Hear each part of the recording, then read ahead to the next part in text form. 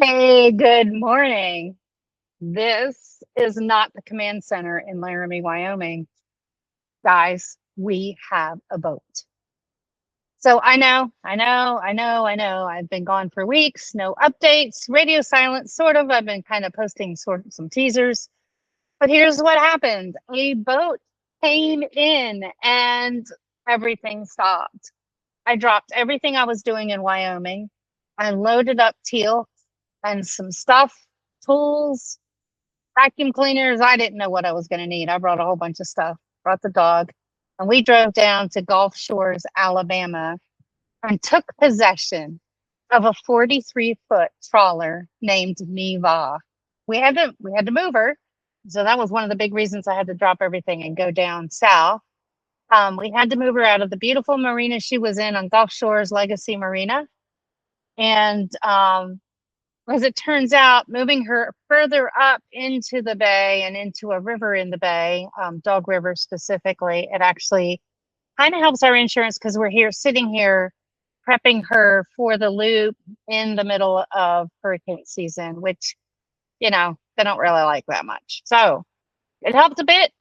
Also, we moved her. Well, I'll get into that in a second. So I got her moved. I got settled in, and I have been living aboard now for about 3 weeks. And yes, for those of you keeping track, this is the week of our no-go date for the boat. And I'm posting this in that week. I was posting a couple days late, but the irony is not lost on me that I've got the boat, I got settled in, and I'm ready to make an announcement on the week of our no-go date of August 10th.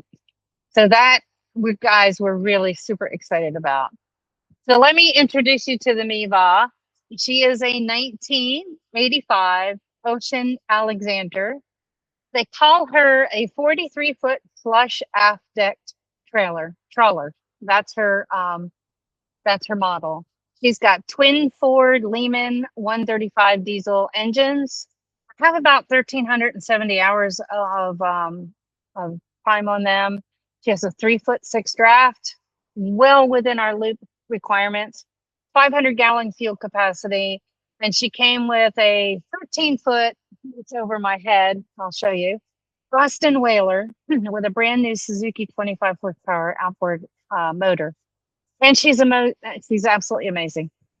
She's a real boat. She's a working trawler. She has everything she needs to do this expedition. She was updated with some brand new nav equipment before she was handed over, and really grateful for that as well. So now I'm going to be completely honest with you, because that's what this show is about, right? This boat is not without her quirks. She's been sitting for a hot minute, and there are systems to work through. So in this process, I have been learning a ton about these systems, and some of it the hard way. I've had some electrical puzzles. The DC side of the house, the DC accessories weren't working well unless the engines were running and the alternators were pushing electricity in. The water heater had some strong opinions about air pockets, and it kept ejecting the intake hose. Unbeknownst to me, the first time it happened, I was actually filling the water.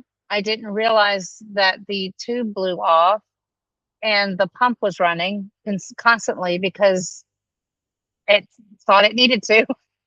And it literally filled up the bilge. And when I say it filled up the bilge, it was coming over the metal plates in the engine room. When I realized what was happening, it shut the water off.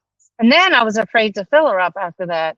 But I've had some friends here. They gave me some courage, and they helped me kind of troubleshoot part of it. And then I finished troubleshooting the rest of it. And I'm excited to say her water tanks are full. The bilge is dry. The bilge pumps, which weren't running, are running. Everything's starting to come together. The water heater hose has been clamped and reclamped and tightened as much as we possibly could. I have good water pressure. I have hot water running now as of this morning, actually.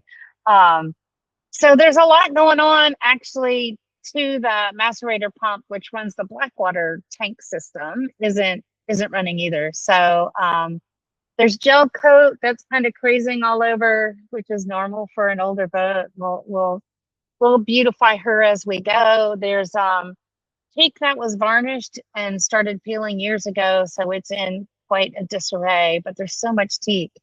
And I love teak. I mentioned that in one of my little short videos I published. Absolutely love teak. I served on the XR Eckerd College Search and Rescue team in the early 80s. Actually, it was right after the bridge came down, and XR, the year before I got there, XR, or 2 years, I can't remember, XR responded to the bridge collapse and helped with that. But back in the day, we were trained hand in hand with the Coast Guard. So the Coast Guard actually came and did a SAR school on the campus for the XR members. And so I've had XR training, Marine rescue training with Coast Guard. It's been a long, long time. But I also worked on the waterfront at Eckerd College for the 4 years that I was hanging out there. And I became the teak expert. So if anybody needed to get teak done, they were like, get Terry to do it. She's amazing. It was my thing. So seeing all of this teak in disarray is actually really exciting for me. I'm totally nerding out about it. Looking for ways that I can kind of tape some feeding to the outside of the rail system so that when I scrape and sand, we're capturing all of the dust and chips and stuff, and it's not going into the water. So we'll be experimenting with that. I'll probably video that process as it goes. But anyway, there's a lot to do to make her even prettier. Friend of mine, new friend of mine, absolutely amazing friend, Brandon. He was here helping me with some of this, and he was bored. He's kind of waiting for he works for NOAA, actually, NOAA Fisheries, and he's waiting for orders for his new ship. And he's bored out of his gourd, so he needed some boat therapy. So he literally, like, I'm talking like toothbrush level, bow to stern, scrubbed all the green off the boat and the red off the boat, like, and has everything white and shiny, and it's so exciting. So there's a lot here. It's a beautiful boat, ton of potential. I'm really looking forward to adding a decorating touch to it. I'm looking forward to like redoing all of this teak, repainting the decks, really jazzing her up for this journey. And the engines runs fantastic. The engines just, man, they fire right up. Even one of them even had a dead battery. Like some of our DC issues came from a battery that was dead. And so it was pulling off of one of the other batteries, and still the engines just fire right up and run. We run her out to the bay twice, once for just to test her out, see how for a couple of hours. And then we ran her for like 5 or 6 hours, kind of around the bay a little bit, and then up into where we are now. So a lot has actually happened in the last couple of weeks between the last episode that I filmed and this one. And I'm not going to get into all of that right now because I think this boat conversation is enough. But there's a lot I'm going to be featuring in the next few weeks to kind of catch up on the amazing people that I've met, the amazing projects that are going on that coincide with ours. It's really super excited, but it is definitely too much to cram in this moment. But what I can tell you is the right people are showing up at the right time for this project, and I can't be more excited and more grateful about that. I'm feeling incredibly blessed by this whole project. I do have a press release drafted, and I am in the works process of getting it edited, and we'll be sending that out. And hopefully some news folks will carry an article about us and help spread the word about this. So what I can say now, I can't tell the full story of how Miva came to us, but I can say that she came to us through the generosity of someone who believes in our mission. And like I said, we are super incredibly grateful. So coming up on Monday, I am meeting Jessie from NOAA. She is the Gulf Coast Regional Coordinator for the NOAA Marine Debris Program. And she works right here in Mobile. So I'm in Mobile. And so we're going to meet for lunch, and she is bringing 10 of the 30 ambassador kits that are consolidated right now at her office and taking a ton of space. And we're going to see how we can squeeze them in. I have to say that this is like moving into a 650 square foot, like New York apartment, right? With 2 bedrooms and 2 baths, a whole lot crammed into a whole, not a lot of space. And unfortunately, in the 40 years this boat has been floating around, it hasn't ever been really set up to use and utilize all of the nooks and crannies and spaces available. For instance, the closets are just big closets with just an empty space with a hanger. So there are so many tools. Like the boat was full of tools. Another amazing blessing. I can't even tell you. But every drawer, every cabinet, everything was full of tools and spare parts. And those spare parts are going to come in really handy. So I'm definitely not knocking that. But problem is storage. So there literally wasn't room to like move in, right? And there's going to be people living on this boat for a year. So one of the things we need to do is really optimize for storage and for space, and where to put all the tools and those spare parts, and how to really optimize space for living. So that's one of the things that we're going to be doing. And these 10 kits that I'm getting from Jesse kind of add to that conundrum. Like, I already don't have room to move onto the boat. Like, where am I going to put the kits? But the kits are important, the tools are important, and our stuff, what little bit we can bring, is really super important. So it'll be nice to have all those kits so I can see how much space it takes and figure out how to optimize for that as well. Because we're also going to have kits from the Phytoplankton Monitoring Department, PMN, Office of NOAA as well for our ambassadors. So that's a good problem to have. Not complaining, totally not complaining. So once I see how big these kits are, I'm going to know how many we can realistically store aboard the Miba.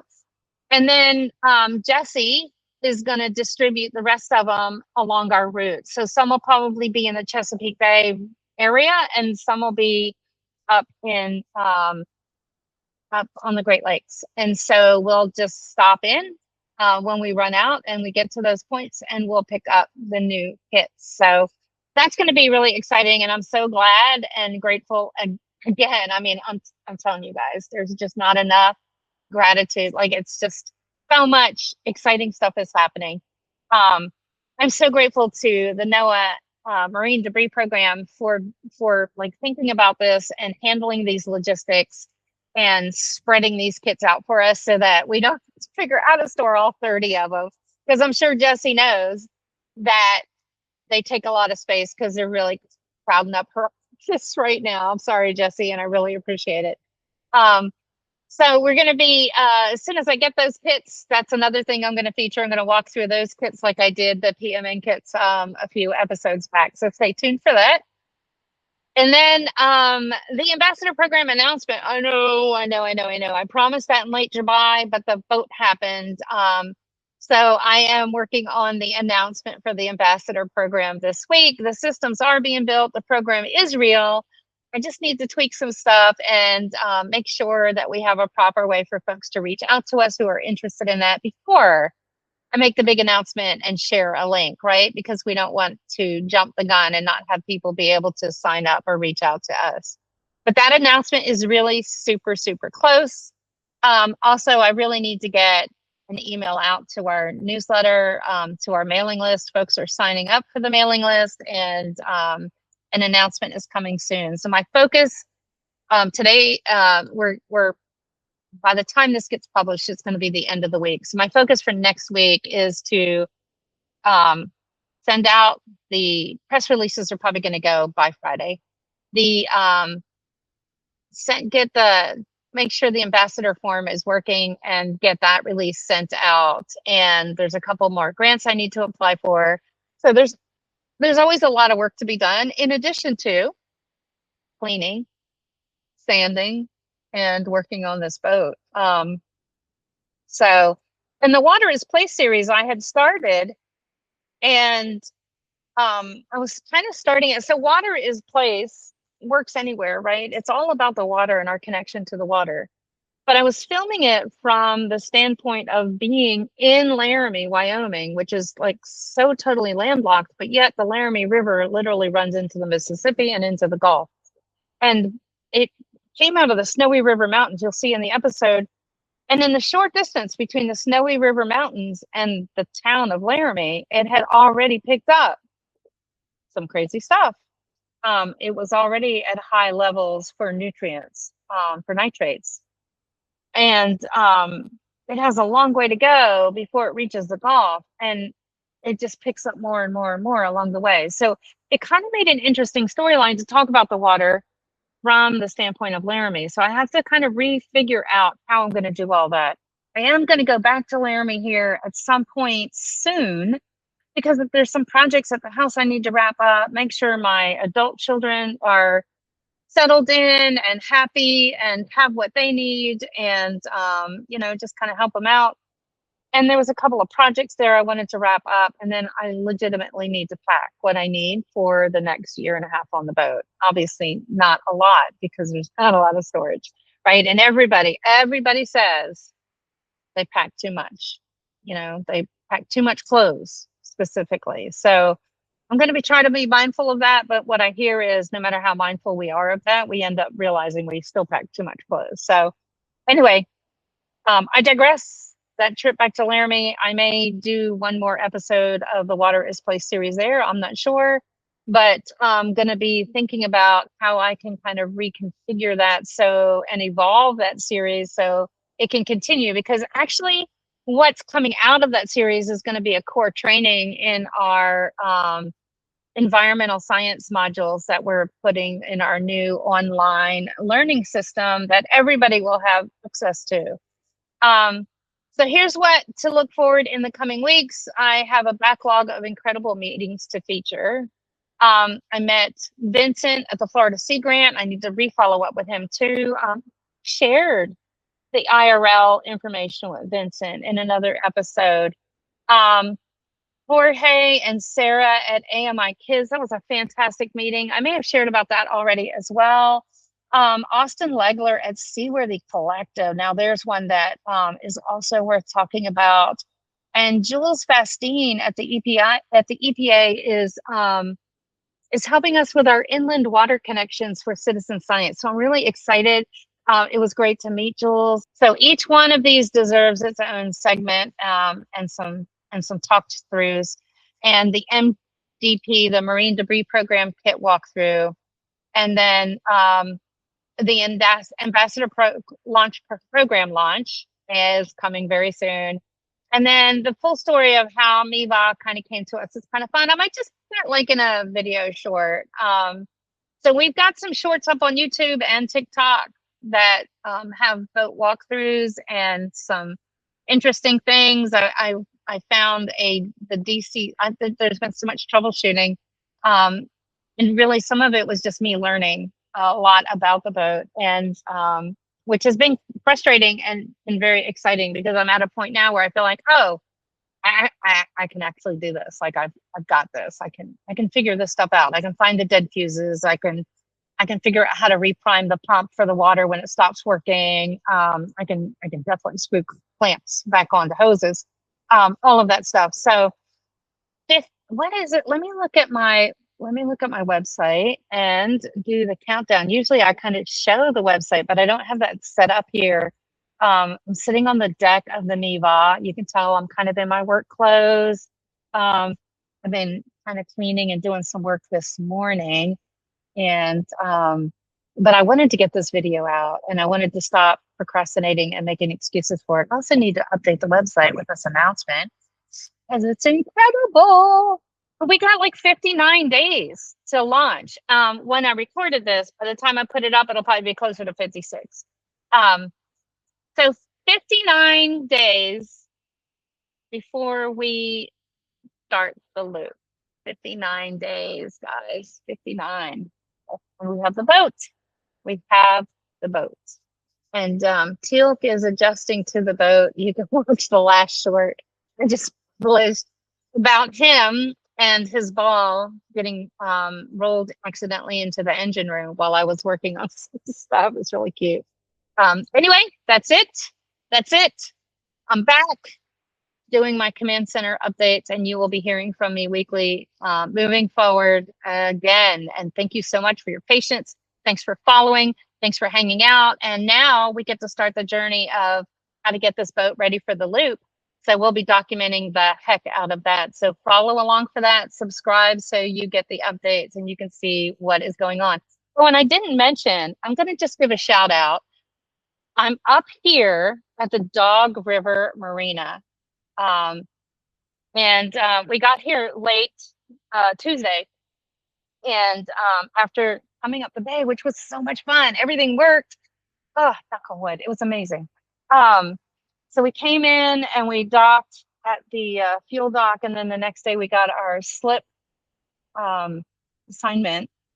And it turns out the docks in the slip assignment we got were too short. Like I wouldn't be able to get off the boat. I'm literally stepping into water. So Darlene at the Dog River Marina, she's been amazing. She redid our slip and gave us one that had a longer dock, but you can see the roof? I'm in a covered slip, guys. They upgraded us to a covered slip. And with all the work we need to do outside, the rails and the decks and everything that we need to do, and it's hot, you can tell, like it's hot. To not have to be in the sun to do it, this is a miracle, an absolute miracle. So we're in a covered slip. There's a nice breeze. No matter how hot it is, it's not too bad underneath the slip. And it is perfect for working. So I can't thank Darlene and the Dog River Marina enough. They are absolutely amazing. And I'll give you a walking tour of that. I'll put a short up for Dog River Marina, but they have been absolutely fantastic, great people, fantastic to work with. They're just very, they're just really helpful, like all the way around. So this has been fantastic, and Teal'c enjoys it. Oh, and the car is parked literally at the bow of my boat, so I can hop off and run errands, go to the store, pick up stuff I need. Teal'c, when it's not high tide, I can get Teal'c off the boat. During high tide, I can't. But you know what? Teal'c is trained to go to the bathroom on a mat on the bow, and he's doing fantastic with that. And so I'm really grateful for that as well, because I hear a lot of people's dogs will not go on the boat. So he's got a mat up front. He's using it. We're going to refine that process as we go. But when the tide is out and the boat's low enough for him to jump to the dock, we take long walks along the bay, because I'm sitting here in this marina, and you'll see in the shorts that I publish, there's a little strip of land with a bridge going over the Dolphin Island bridge. And there's the bay right there. So we get off, we walk, we can walk. There's a long trail that goes along the bay. I'm going to publish a video about that too, because it's got so much trash. Like, I think we need to organize a cleanup event or something, because I've never seen so much trash. I feel like we could probably fill a dumpster within like 10 feet of the beginning of that trail. If it wasn't for all the trash, it would be a beautiful trail, but it is pretty to see the bay, to see the docks. There's a yacht club over here. And it's just really nice. So anyway, that's it. Again, I said that a minute ago, but I mean it this time.